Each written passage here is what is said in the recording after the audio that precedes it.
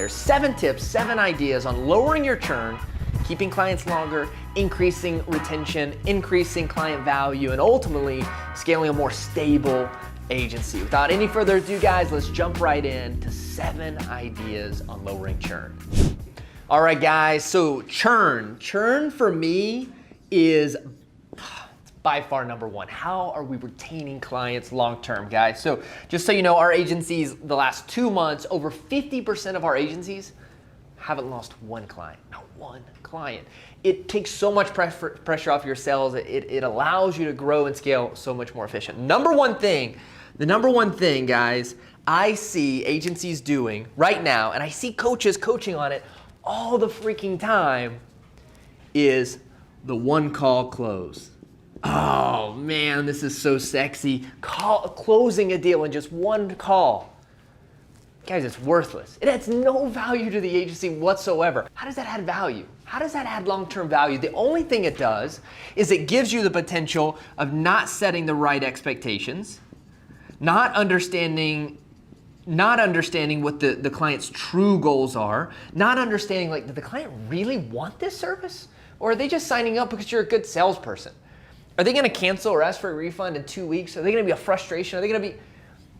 There is no value. I've never had a client, or I never have felt where, you know, man, gosh, I wish I would have closed him on that first call because now he's already done, he already left. Like, if they're really interested in you, if they're really interested in what you have to offer, set them up for the next call. Set them up for the next client. Now, does every once in a while someone get engaged and married on the first date? Yeah, it probably happens every once in a while. But if you want a real successful marriage, if you want a client that's gonna take a long time with you, spend a little bit more time. The one call close, guys, it's crap. It's for the birds. Stop trying to do it. Spend more time with prospects and make sure you're selling the right service, which leads into number 2, and this is understanding your products. One of the things that we do in our franchise model with our agencies across the US, guys, is that we really rely on data.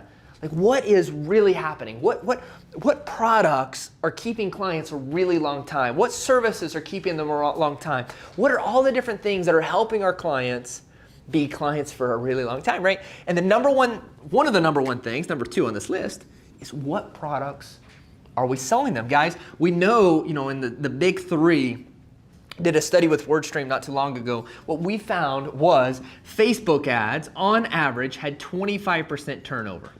Which means that if you have 10 clients, you're gonna lose 2 to 3 clients this month.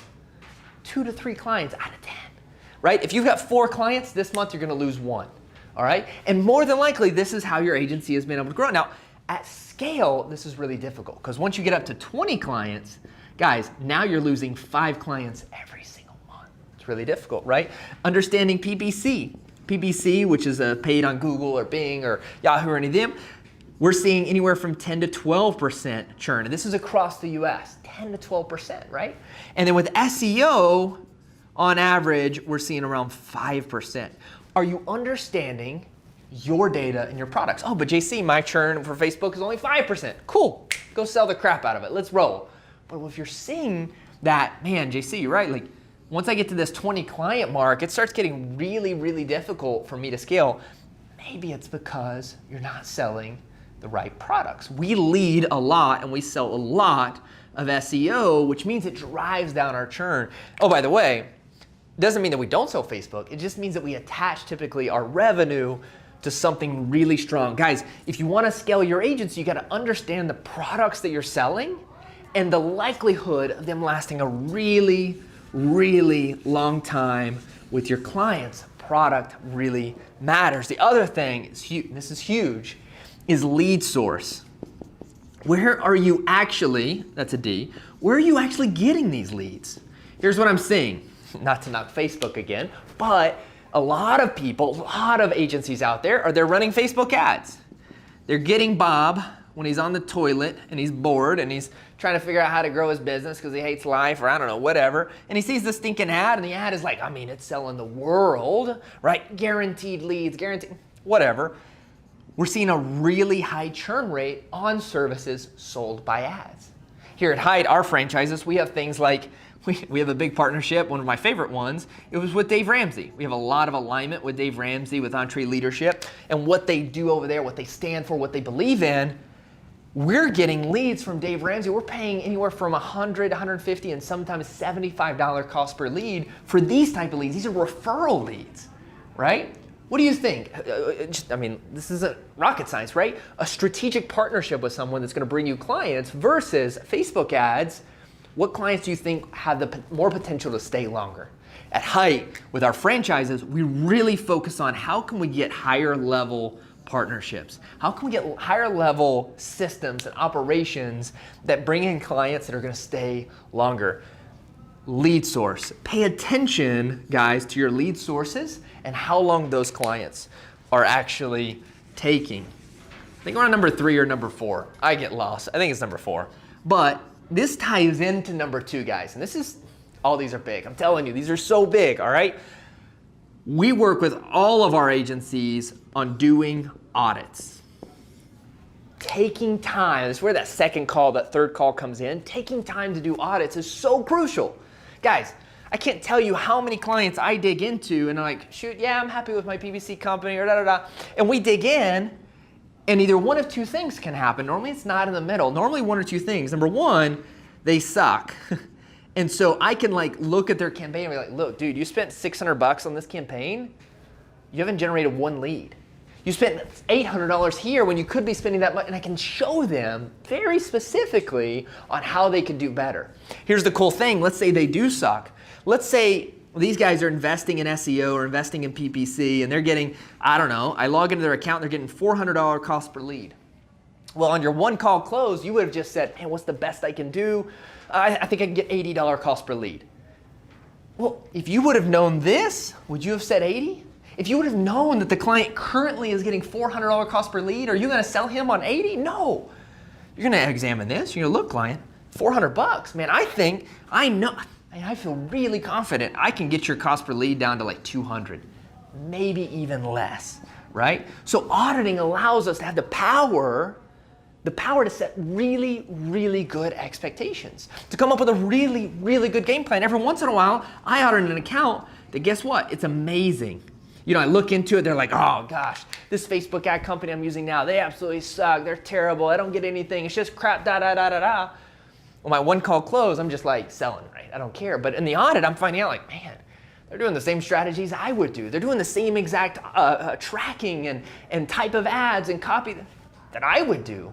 Well, I need to be upfront with that client so I'm not wasting time, I'm not wasting energy, right? And so audits are so huge. I've never seen a client, oh, by the way, you know how much easier it is to sell when you do audits? You know how much easier it is to say, dude, look, this is what you're doing and this is what I think we can do better at. This is how you've been performing and this is what I want to shift. This has been your game plan and this is what I think should be your game plan.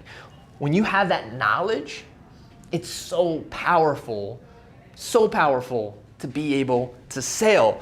Guys, number 5, going through these as quick as I can. Number 5 is to start setting things up for long-term expectations, right? So I'm going to give you an example here. A lot of times what we do as business owners is we look at a month, right? So we say, hey, client, your investment is $2,000 for marketing services, which means I'm going to get you one client and it's worth $3,500 or $35,000, right? So if I just get you 1 client, let's say it's a realtor, you're investing $2,000 into whatever.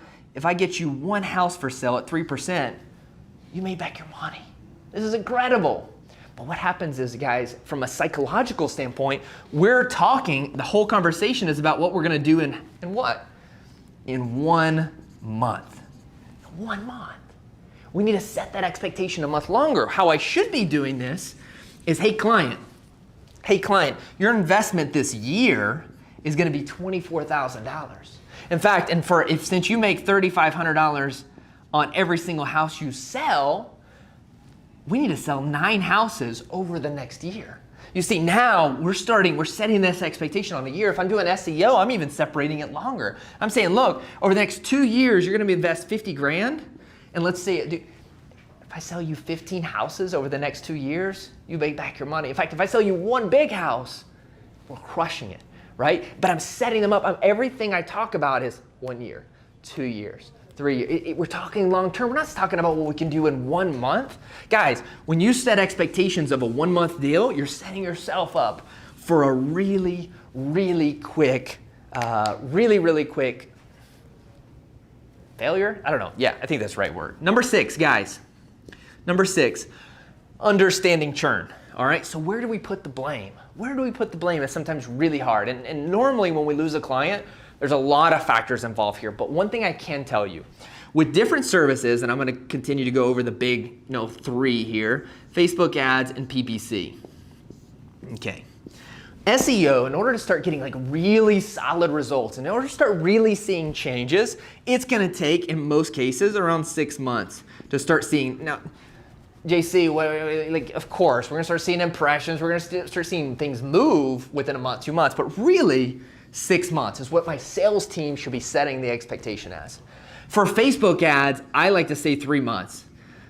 Some small agencies, micro agencies will argue with me here and they'll be like, "Duh, you should be able to get results in 30 days. Okay, comment below your churn, right? Like, let me know what you're at, because I'm open, but I like to set 30 days. So month 1 is all about just throwing out opportunities, ideas, thoughts. About 2 is about understanding the data and reacting it. And number 3 is about scaling on that data that I'm really getting, right? So 3 months, and then PPC is the same. It's about 3 months for me to feel like in 3 months, I tried this strategy, I tried that strategy, man, I can't figure it out, right?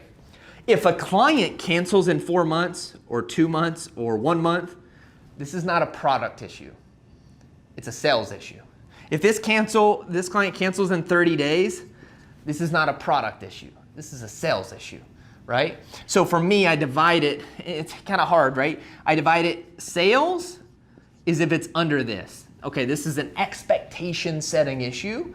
And a lot of times, again, with Facebook, I'm seeing a lot of churn in those first 30 days because we're promising the world, we're guaranteeing some crazy results, whatever, but it's gonna be more of a sales issue. If it's beyond that, then it's one of 2 things. It's either a product issue, right? We're not selling what we thought we could, or it's a service issue. We're not communicating results very effectively, right? So your sales, you're saying, I'm gonna do X for you. Product is, did I do X, but at a certain timeline, and Y is, did I communicate X, right? And so we gotta look at all 3 of these. But one thing, again, when I'm looking at how do I do better? How does my agency lower churn and keep clients longer? I could tell you right off the bat, if clients are canceling on average in the first 30 days, you have a sales issue, not a product issue, right? You have a sales issue, not a product issue, guys. So at the end of the day, number 7 here is the next big one, and it actually encompasses all of this. It's about data. It's about data, right? You have to be keeping your numbers organized. You have to be able to learn from yourself. The big companies in the world, they're learning from themselves. They're figuring out, when I sell an Apple computer at X price versus Y price, how does that affect the market?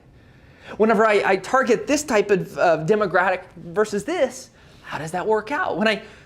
They're understanding their data. If we want to grow, if we want to become more powerful, more stable, we have to understand our data. And this is one of the things that I'm most excited about. Now, you could take this stuff and run with it and do everything, but I'm most excited about in our franchise model, because it's allowing us as agencies, we have agencies all across the US that have joined into our franchise model, where we've come under one brand, one knowledge, one central point of data that we're all learning together.